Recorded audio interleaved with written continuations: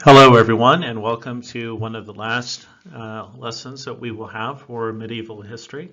I wanted to talk about the Crusades in a little bit more detail. Obviously, this is still just very basic and fundamental, and probably in our first weeks back to school in the fall, we will be covering this again in a little bit more detail. And just to make you aware, we do have a book in the Schildig Library entitled The Crusades. It's not a very long book, it's 68 pages. And so I encourage you to quite literally check it out from the library and to read through it. When we get back in, hopefully I will also have more information for you.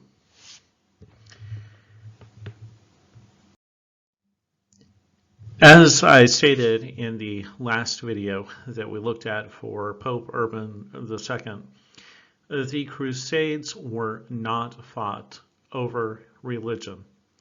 This was not an attempt to merely kill people because of their faith, and their faith was different. That is both a myth created by anti-religious people as well as some groups of Muslims who believe that it was just simply directed to them because of their faith, and that is not correct. There were quite a number of reasons for the Crusades, as I touched on in the last video, and it again bears repeating. Some of the principal causes of the Crusades were a lack of land for the nobles, the knights, and the peasants, and this meant reduced food and opportunity. At this point in history, the feudal system had basically gone to such a length and extent that the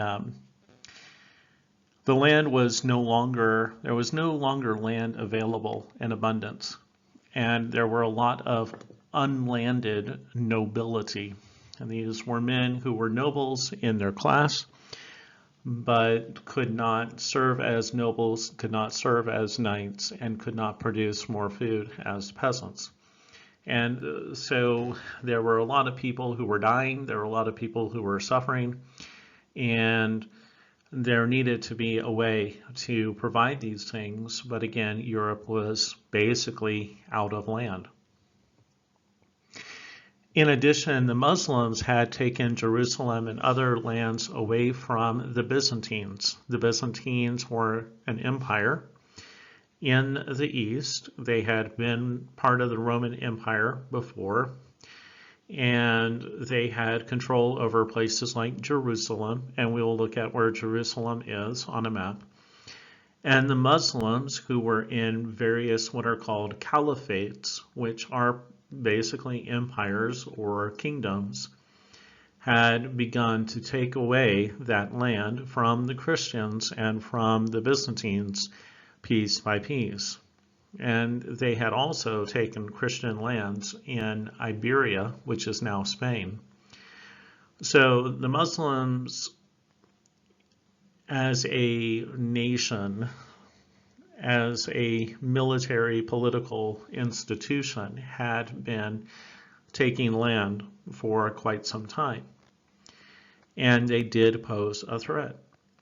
Jerusalem and the area of Israel is very important to Christians of various kinds.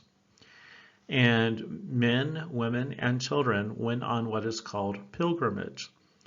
And when the Muslims took over, many of these innocent men, women, and children who went on pilgrimage, or as I wrote here, vacation and travel, to these lands had been raped, murdered, and sold into slavery. So these were people who were trying to do what they believed was necessary for their life, and they were being killed and harmed in that process. And this was an issue that had been going on for some time. And the Byzantines wanted to address this and wanted to correct it, but were not able to due to their lack of military strength and protective ability.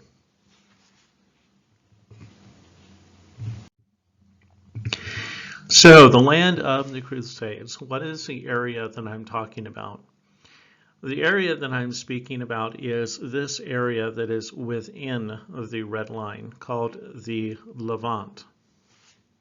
And I will try to use a pointer here to help direct your understanding. So you'll see this is called Port Said in Egypt.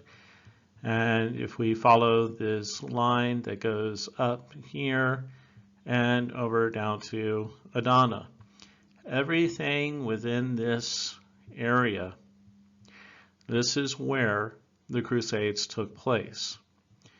Up here in what is now Turkey, this was the Byzantine Empire. And by the time of the Crusades, in fact, much of the Byzantine Empire was only located up here in the very far north. It had at one time extended all the way down into Egypt and North Africa. But Muslim powers had taken away this land slowly but surely, reducing the Byzantines to just a very small area. The situation then called for help. Here is a little bit better understanding of the areas that were concerned with the Crusades. And you can see down here, this is the Fatimid Caliphate that was in control of Egypt and much of the southern Israel and Jerusalem area. You have the dominion of the Abbasids and the Zengids. So there are various areas under Muslim control, and these would become the future Crusader states. So we have the County of Edessa, the Principality of Antioch, the County of Tripoli, and the Kingdom of Jerusalem.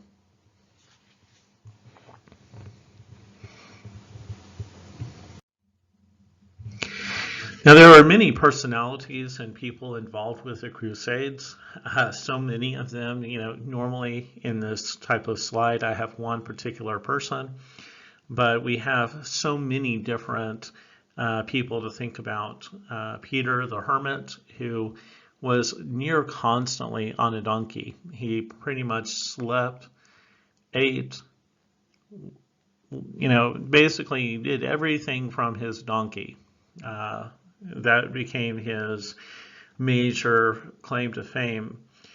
We have Robert Guiscard, Bohemond of Sicily, and then he would become the prince, basically the leader of the city of Antioch.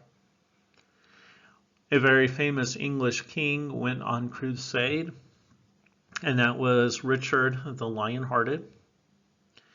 You may be aware of, there were 4 kings Baldwin, and the 4th King Baldwin was the leper king. If you have watched YouTube or seen some various clips on the movie called Kingdom of Heaven, you will recognize that name or that personality. And out of the Crusades grew a few very interesting stories. One of them was that when the Crusaders got to the city of Antioch, they laid siege to it for a very long time, and everybody was kind of tired. Everybody was basically ready to go home. They had pressed on through many dangers. Hundreds, if not thousands, of crusaders had been killed in battles up and just getting to Antioch. And Antioch is about 2-3 days away from Jerusalem, yet they were just exhausted. It's kind of like when you get to the end of the term and you're about a month away from the end and you just want to give up right then and there.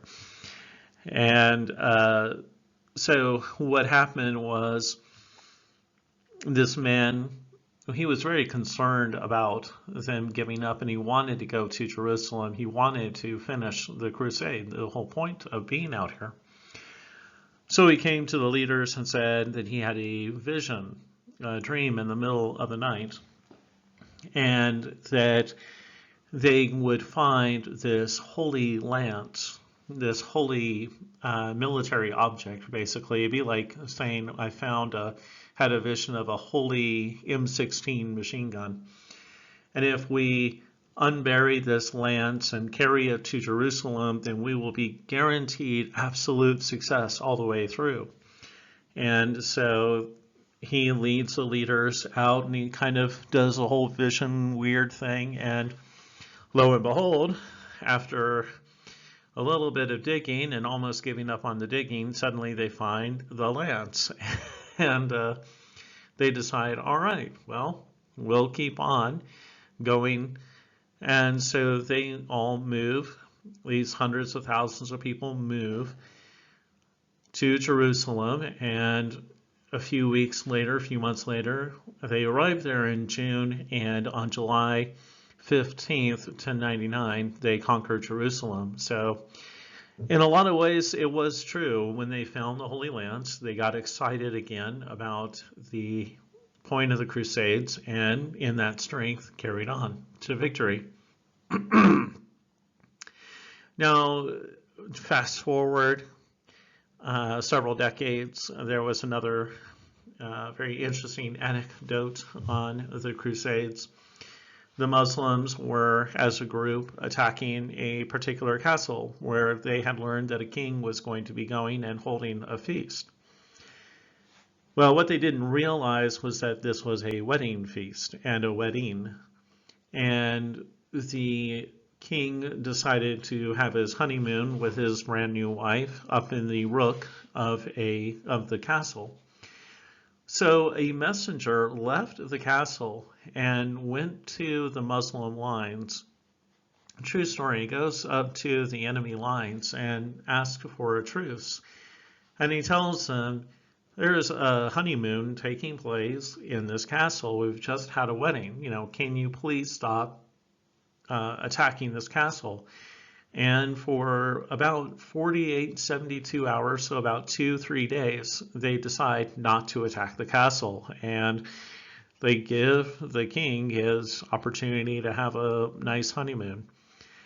And then they resume attacking the castle a short time later. So some very interesting stories to come out of the Crusades.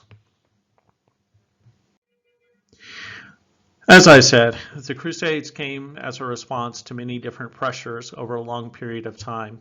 Many of the pressures had begun in the mid-700s, around 730, so before Charlemagne.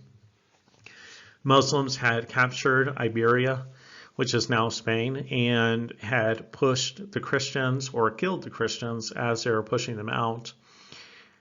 And there had actually been calls for a crusade at that time, but they were largely ignored.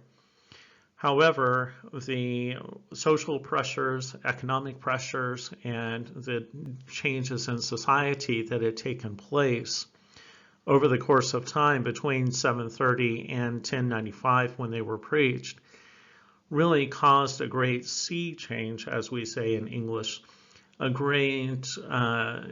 total environmental change in the people's thinking and how they perceived the situation in these lands. And so it went from a call unheeded to a call vastly responded to. Now, the Crusades had some great impacts and some bad impacts on the future and on the future of the region. And I touched on that in the prior video. So any movement like this is bound to cause good things, bad things, even if it is not necessarily good or necessarily bad in itself. There are results, and we've talked about that before. The Crusades will continue to be viewed differently in different times. In all times, it has been viewed as a great thing. In all times, it has been viewed as being terrible. And in all times, it has been viewed indifferently. Historians' views do change over time along with new evidence and new understandings of what took place. I, as a professional historian, do not prefer to cast moral judgments or types of, trying to referee between right and wrong in these, because these people are dead now. And our judgment and our condemnation or judgment does not matter and will not make a difference on what happened, when it happened, or how it happened. And so we just need to deal with the facts, report the facts, and allow those facts to guide us to better decisions in our time. Thank you.